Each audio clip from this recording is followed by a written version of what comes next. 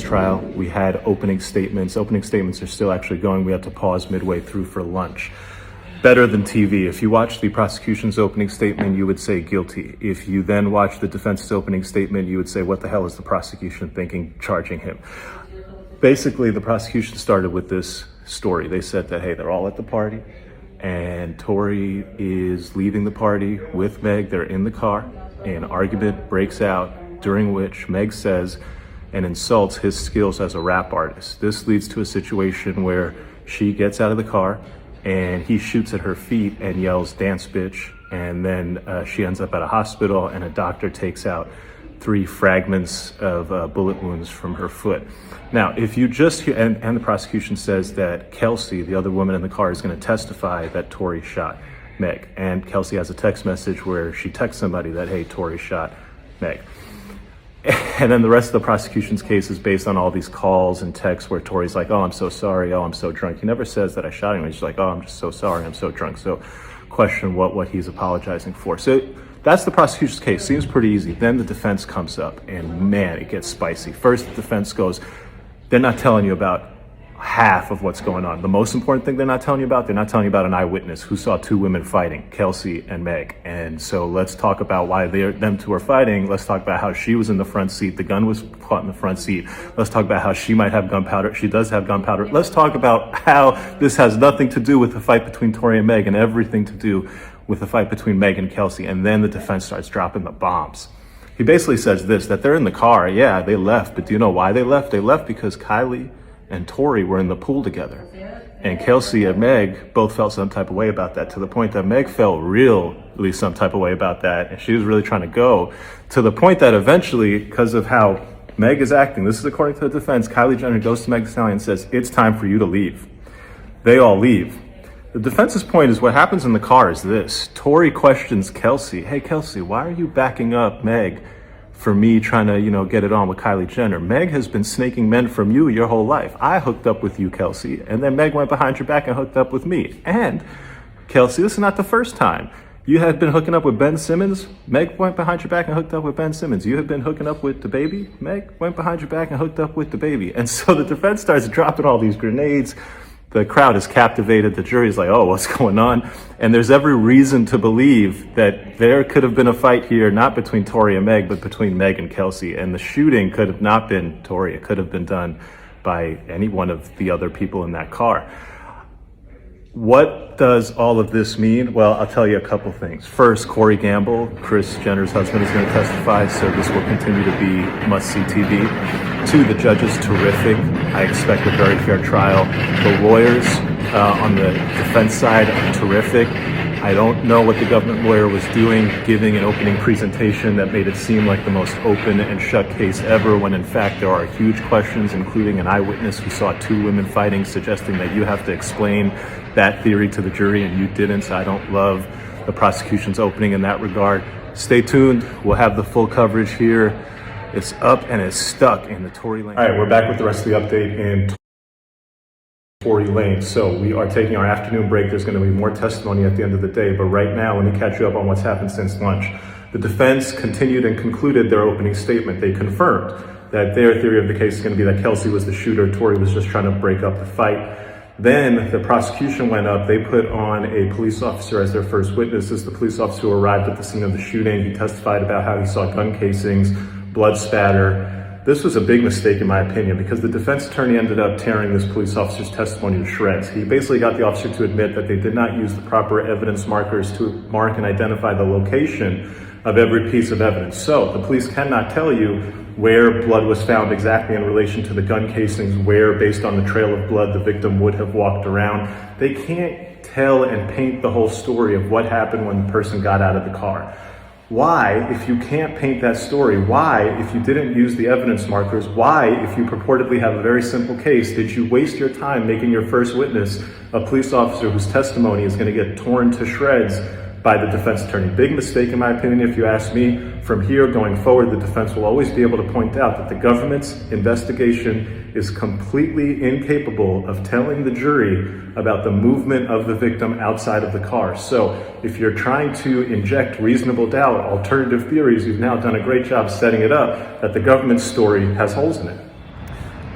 All right, we wrapped up the first day of Tory Lanez trial testimony. Let me tell you what happened at the end of the day. This will be a two-parter. On this first part, let's cover what prosecutors believe is their key piece of evidence after the testimony they expect to get from Meg and the other woman who was in the car. So here's the prosecutor's point, that there's a jailhouse phone call reminder to everyone: when you get arrested and you're sitting in jail, they are listening, they are recording. What you say on that phone will be used against you.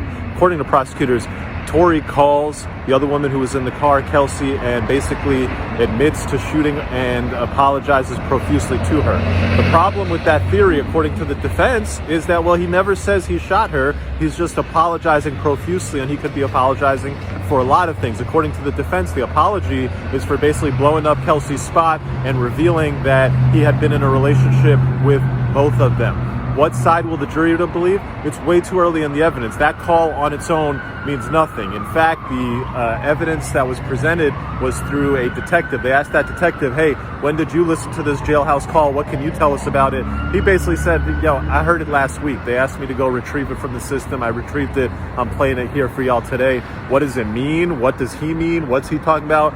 I don't know that from that, so I couldn't really tell you, and he can't. And the jury is going to be looking at the rest of this evidence to really decide that, hey man, when this guy's calling Kelsey and saying, I'm so sorry, I didn't mean to, what's he talking about? This didn't occur to me yesterday during my coverage of the Tory Lanez trial. We're getting ready to go in here to day 2, but before I go in, let me tell you this point that sort of crystallized for me when I was on the No Jumper show talking about this case last night. Here is the prosecutor's theory of the case. And remember, prosecutors are supposed to have discretion. They're out searching for the truth. Here's their theory of the case, what they intend to prove at trial. Meg Thee Stallion exits the vehicle. Tory Lanez comes out behind her, shoots 5 times while yelling, dance bitch. Meg runs away from him, walks away from him, hobbles away from him. She's now 20, 30 feet away from him inside a driveway of a residential home. She's not yelling, help, somebody call the police, nothing like that. They don't say that, but this is their account of the story. Okay, so let's just go back to just their facts. So she's there at the end, at the driveway. Kelsey comes out behind her. Kelsey goes to console her. What does Tory do? Now he's walking towards her and Kelsey. What does Kelsey do? She sees that, yo, this man who just shot her 5 times is coming for more. So she tries to intercept him. What does Tory do? He beats on Kelsey, physically assaults her. Kelsey has never said this truth to the police. No charges were ever pressed against Tory for Kelsey. The prosecutors are supposed to find the truth. They're supposed to use their discretion to find the truth. To me, if that's the story that they're going with, welcome to America. They're ODing on him like prosecutors do. And they're not talking about so many of the other events in this story that are critical to finding the truth. That's not. This trial is underway. It started with Meg Thee Stallion testifying. I'm going to take you through what she testified about in the morning. We're currently on lunch break. She's going to come back and complete her testimony this afternoon. It started with questions about Tory Lanez. She testified that she knew him only for a short time leading up to this incident. They were friends. She was asked, were you intimate? She said yes. She was asked, were you exclusive? She said quite happily no. Then they asked her about her relationship with Kelsey. She said that she's known Kelsey since freshman year of college. How do you know her? How would you describe the relationship? I found her answer very interesting. She said, I quote, we did everything together. They asked her, hey, how do you feel about being here today? She was struggling through the testimony. I was a little surprised at her answer. She said, I don't feel good. I can't believe I have to come do this. Not really sounding like a victim to me. She's a strong black woman. That's the image that the jury, I think, would have gotten of her. And I expected her to say something more like, I'm here for justice. I'm here to tell my truth. That man shot me. They asked her about when they left the party and when Tory got there. So she explained that initially she had gotten there with a larger group of people. Then later she asked Tory to come. By the time Tory got there, it was a lot fewer people. Day 2 of the Tory Lanez trial is underway. It started with Meg Thee Stallion testifying. I'm going to take you through what she testified about in the morning. We're currently on lunch break. She's going to come back and complete her testimony this afternoon. It started with questions about finished testifying. Let me catch you up on what happened in the afternoon session. It started with the prosecutor. 2 of the trial is in the books. Meg Thee Stallion has finished testifying. Let me catch you up on what happened in the afternoon session. It started with the prosecutor leading with this. She said, hey, Meg, I know we went a little fast this morning. I want to slow down. And Meg said, yeah, I was a little nervous. And then Meg actually said, these were her words, she said, I want to feel strong. I want to come off strong, and I didn't. And then she proceeded to testify, and she did come off a lot stronger and a lot more sure of herself in the afternoon session. There were powerful moments talking about he shot me, talking about the pain and the trauma and the emotion this whole situation has caused her, talking about how she initially did not want to do this. She wanted to try to protect Tory. And so there were very powerful moments of the testimony. She explained that ultimately she did decide to go to the police and say that Tory was the shooter because of the false narratives that Tory had put out there. In her mind, she felt like she was a grown woman. She shouldn't have been hanging out with these people, getting involved in this mess. I'm not quite sure who these people that she was referring to when she was like, oh, I shouldn't be hanging out with them. She was hanging out with like Kylie Jenner, her assistant, Tory Lanez. So I guess she just meant Tory. I thought that statement was very indicative about how Meg feels about this whole situation, which is basically that she did nothing wrong, she had nothing to do with this mess, and she just wants to be completely removed from the whole situation. She denied that Kylie Jenner told her to leave. She denied that the security guard, and Kelsey had at one point left and then came back because she said, I want to go back to get Tory. She said that it was the security guard who wouldn't leave without Tory, and that's why she was there. But at the same time, she also admitted that she didn't want to leave without Tory. So again, there was a lot of this. She just didn't want to say anything that made her image look bad, and I don't know why. She denied that there was any sort of relationship between Kelsey and Tory, which could have led to her being accused of going behind Kelsey's back. And like in the car, she admits that in the car, Kelsey accused her of going behind her back. So I don't know how she's denying that there's no relationship between. The defense attorney asked her, hey, what did Kelsey mean when Kelsey said that this isn't the first time you've gone behind my back? And Meg said, oh, I don't know. Then we get to the shooting sequence, and I think the defense attorney did a really good job here focusing on the fact that, hey, did Meg the Stallion actually see who was shooting the gun? I don't think there's any doubt that 5 shots rang out. The question is, who pulled the trigger? Was somebody pointing at her, and who? The defense attorney established this, that Meg is in the front seat, front passenger, that Kelsey is directly behind Meg, and that Tory is in the rear passenger seat. He got Meg to testify this. Meg gets out of the car. She walks a couple steps to the front of the car by the absolute front. And then she goes a couple steps beyond that. All of this took a couple seconds. Within that time, apparently, Tory Lanez has made it from the rear passenger seat to now being on the passenger side. And from the passenger side, he pulls out a gun. She said he pulled a gun. From where, it's not clear, but he pulled a gun. He points it at her and shoots 5 times. Right before shooting, he yelled, "Dance bitch," leading her to turn around and then see him with the gun. He pulls it, points, shoots, 5 shots.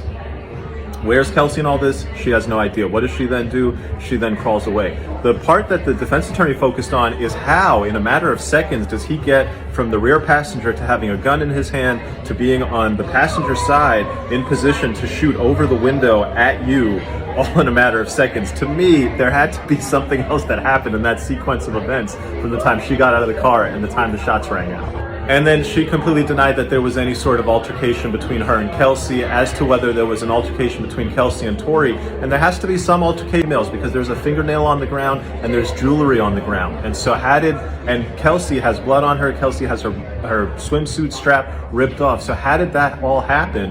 And apparently there was a bump. She says that I saw a bump between Tory and Kelsey, and I guess the prosecutors will use that to establish why Kelsey has got her strap ripped and jewelry on the floor broken and a fingernail lying on the middle of the street. Bottom line, her testimony was strong, it was powerful, it was a victim telling you that a man shot her.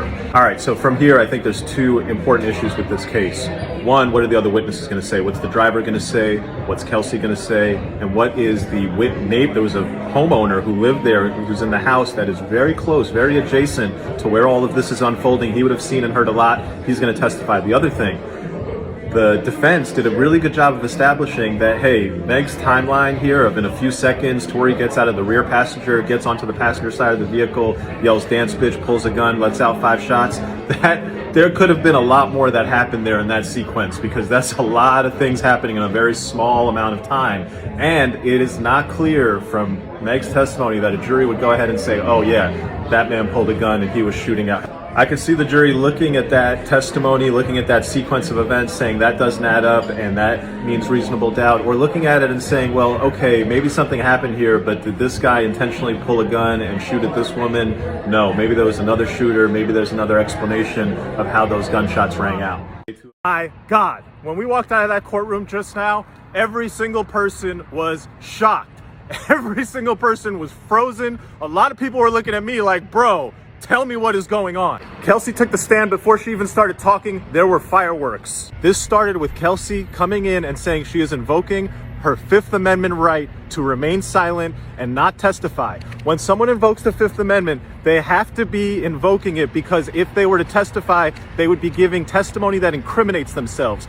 She said, I will not testify because I would be giving testimony that I'm incriminating myself. That's what it means when she invoked the Fifth Amendment. Now, the government offered her immunity. They said that we will not prosecute you and use this testimony against you, so please testify. Her lawyer came back and said, well, that's not good enough. I don't want you to just not use her testimony against her. I want you to confirm to me that you will not prosecute her for any crimes arising out of this.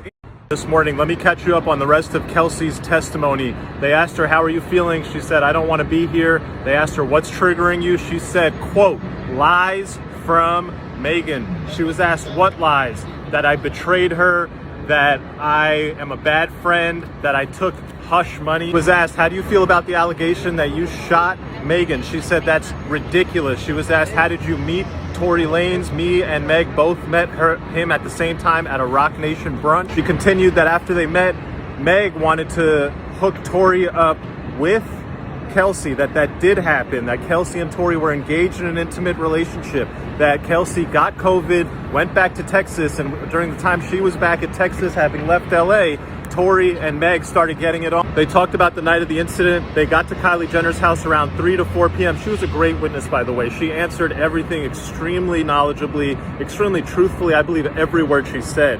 She never seemed like she was trying to hide something, except when she pled the Fifth, of course. Now, she's clarified this was not a party. Those were just people hanging out. There was maybe 5 or 6 people before Tory got there. There was a lot of alcohol. She said at one point she did pass out. When she woke up, Tory was there. They were all in the pool. They were having fun. She confirmed a lot of the speculation. Tory was hooking up or trying to hook up, flirting with Kylie in the pool. Meg was very agitated, trying to leave with Tory. Tory did not want to leave. She contradicted Meg's testimony. Meg said, oh, I don't remember ever leaving once and then coming back. Kelsey testified they all got in the car. They left without Tory. As they were going, Meg is rambling, being just weird, and then says, oh, I forgot my slipper. Let's go back. They all go back to get her slipper. Then they grab Tory. Kelsey didn't go in at that point when they went back, but when they came out, Meg came out with Tory, and Meg said to Kelsey, bitch, Kylie told us it's time for us to go. Tory drops the bombshell that he had been hooking up with Meg. Kelsey did not know this. The first time she learned this is in that car.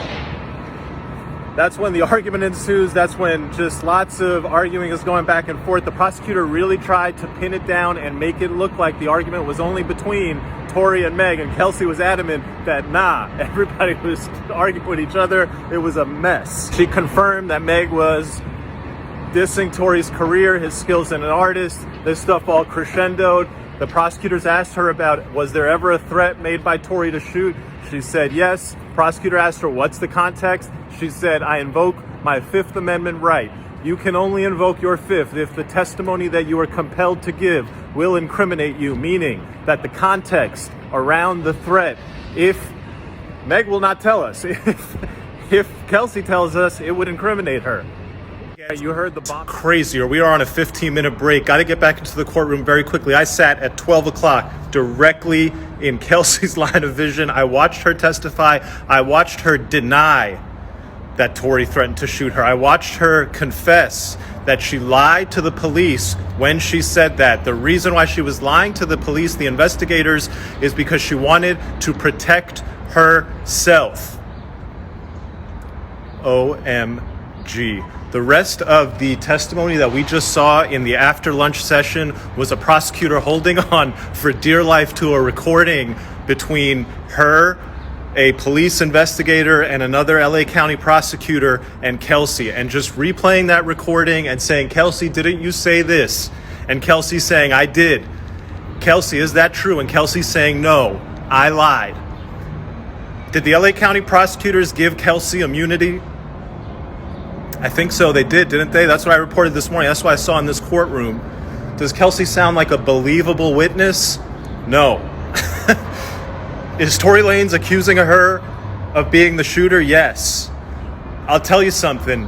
That jury, most of them, it looked like they had their mind made up. I don't know which way, but they saw that person say that I lied about all that to protect myself. They're going to hear that there was gunshot residue on her. We are done. Kelsey is not done. She will be back tomorrow for another day of testimony. In fact, the opening direct examination by the prosecution of Kelsey started in the morning. It's still not finished. It's going to continue to tomorrow, and then we'll get cross-examination. Let me catch you up on what happened. Kelsey testified that everything that she had told prosecutors and investigators before, suggesting that Tory had shot at Meg, was a lie. That she did it, why? To protect herself. Why was she protecting herself? She didn't want to incriminate herself. And then there was this back and forth exchange that just kept going on. They were saying the same thing to each other. I don't know why the judge allowed it. The prosecutor's like, why? She's like, to protect myself. Why? To protect yourself from what? And she just kept saying, to protect myself. Finally, they moved on. Prosecutor's story basically comes down to this. They're introducing evidence that Kelsey seems to deny, but then doesn't seem to deny, as far as Tory making offers to say, hey, I'll give you this money when they're in the car and the police are coming up behind them and there's a helicopter overhead. Tory's like, yeah, I'll give you $1 million. Don't say anything. And she's like, I didn't take that. I didn't know what he was talking about. And then there's another meeting that happens later on between Tory and her. And she says, I didn't take any money. But she, at the same time, doesn't deny that offers were made. The other part that prosecutors are using and hanging their hat on are messages after the shooting where Kelsey is communicating with other people, including a key text message where Kelsey says, Tory shot Meg. That was sent to Meg's security guard. For the cross-examination, what I'm looking and expecting for the defense to do is basically pin Kelsey as the shooter. They're going to start with the gunshot residue. They're going to say she's got gunshot residue on her. And then they're going to start pointing out to all, and there are so many, I don't even think you can cover them all, of the inconsistencies in the stories between Meg and Kelsey. One of the biggest inconsistencies that I can't make any sense of is Meg says that she was out of the car alone. Kelsey says, no, we were both out of the car. She said that today in court. We were both out of the car when the shots happened. Kelsey vehemently denied that she saw any type of shooting, and she kind of kept saying that there were just gunshots that went off. She did not admit how. I think a juror is going to go one of two ways. A juror is going to look at this and say she's been paid off, she's lying for Tory, Tory is a criminal mastermind, guilty. I think a juror might look at her and say she's trying to protect herself from incriminating herself about being involved in this shooting. And so she's lying, and maybe she's the shooter, and that's enough for me to say reasonable doubt the prosecution hasn't met their burden. We shall see. This case is not ending anytime soon. Gunpowder, he's going to say you're a diabolical person who's been lying this whole time, making up all this stuff to hide your crimes. That's what you're trying to protect yourself from, aren't you? Reminds me of a quote from like Sun Tzu or some shit. And it's like, yo, make sure you don't beat up on somebody too hard. Because when you have somebody fully cornered, give them a little room to let a little light and a little air in. Because somebody cornered can really snap. So yeah, we'll see how it goes.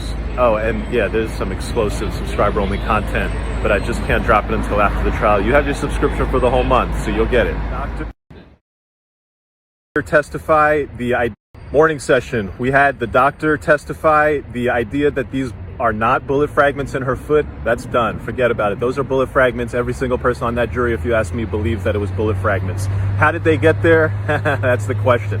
Kelsey took the stand. He was asked by the prosecutors, I don't know what the prosecutors were doing. If you ask me, it was a fumble this morning because they dealt with a witness who was hostile, not answering their questions, saying that she lied to them about all these statements where she incriminated Tory. And then that fumble was picked up on cross-examination. The defense attorney looks like he's on his way to the house.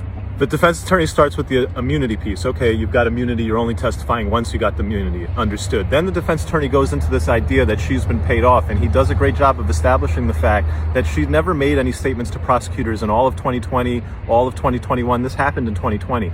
She only made a statement to prosecutors in September 2022, and the prosecutors are using all this evidence of alleged bribes. That stuff was years ago. So why would she have taken money years ago and then September 2022 not done what she's supposed to do when you take the money, which is lie for Tory? And to be sure, that's like the first 3 minutes of cross, because then we go into gunshot residue. You knew before you sat down with the police officers and gave your testimony that you had gunshot residue on you. Isn't that correct? She said, yes. Defense attorney came back and he used the prosecution's own questions against them. The prosecution had asked, hey, why'd you lie to us? Kelsey said, pressure. Defense attorney, where was the pressure from? Was it from Tory? Nope. Was it from anyone on Tory's team? Nope. Was it from the defense team? Nope. Was it from the prosecution? prosecution? Yes. That type of sequence of questioning sits in a person's mind and goes, gee, I'm in a courtroom of law. It certainly seems like one side is winning.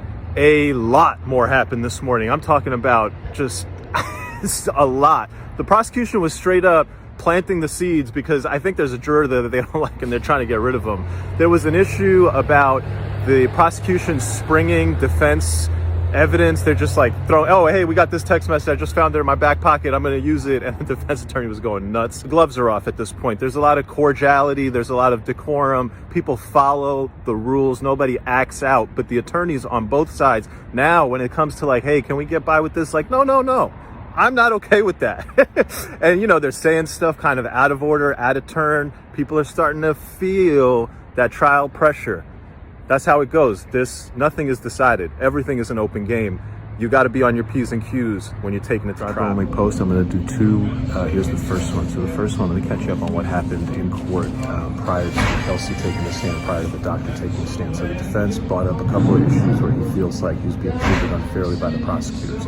First, as a just housekeeping, let me also tell you this. The defense called back one of the police officers. He said, hey, this police officer is one of the prosecution's witnesses. I want on the record that he needs to be back here on Monday.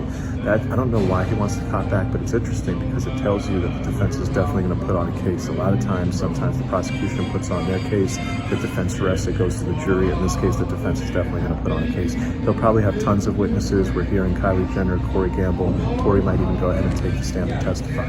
Then the defense was getting into this issue that they keep turning over discovery late. All the discovery and the witnesses, anything that you plan on introducing in trial, has to be done 30 days in advance. That was not done here. And so the defense's point is this is unfair. You can't spring this stuff on me at this point.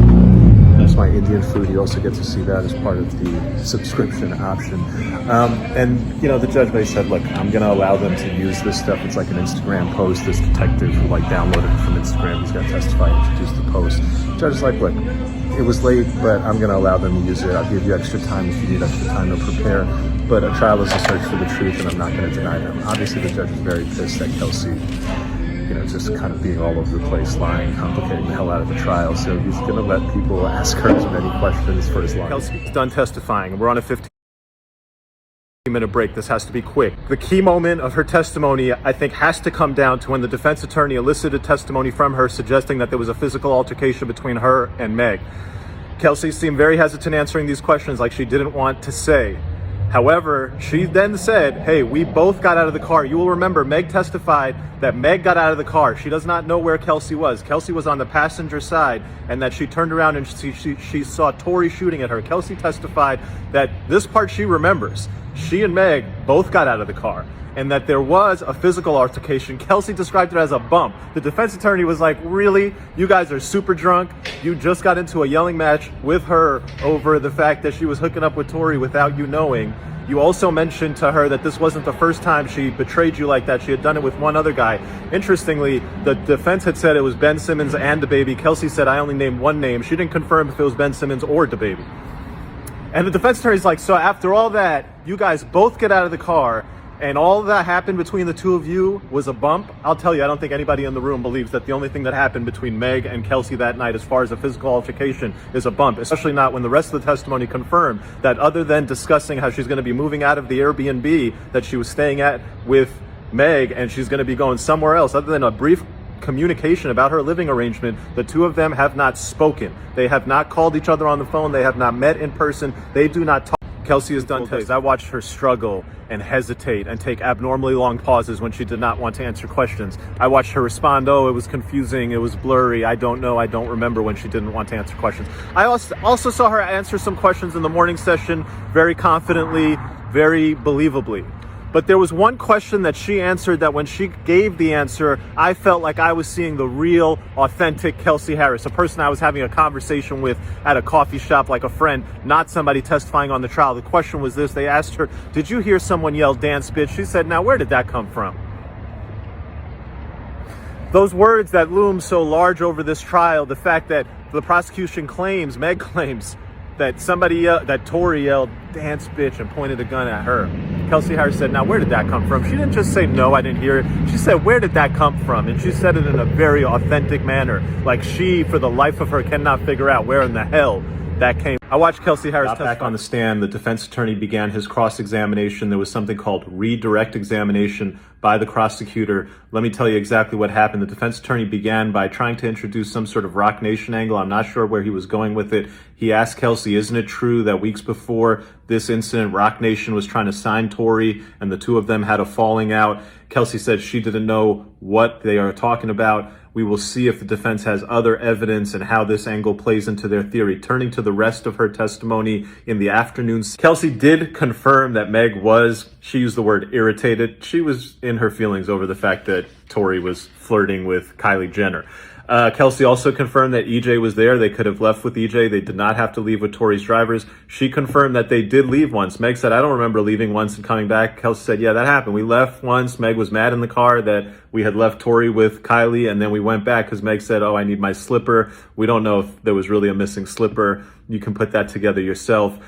She also confirmed that Meg did get out and sit at a bus stop in her bikini, and she's just sitting there, and it was Tory who went out there and coaxed her to come back in.